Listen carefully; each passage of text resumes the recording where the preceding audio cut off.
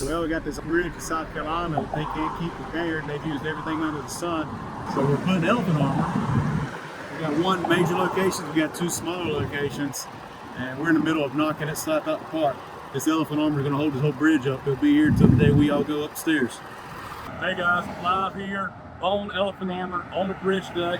We got 3 repair locations. This is the largest. This was 6 by 6. We were able to do all 3 locations in half a day. This bridge was scheduled for a 5-day, 1-lane shutdown. Down one lane.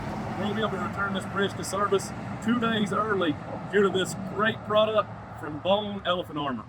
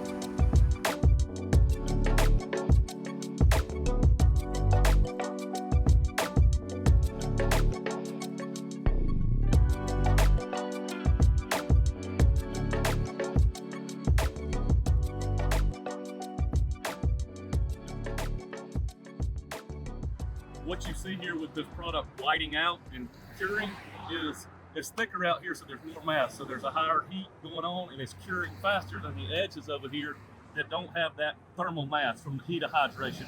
So it will continue to white out across.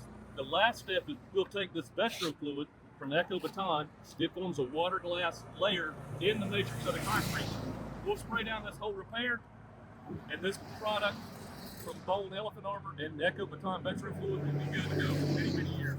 All you do is simply wet the elephant armor. It's going to go into the matrix of the elephant armor and form a water glass layer in the matrix, sealing it from salts, oxygen, water, and make this elephant armor last much, much longer.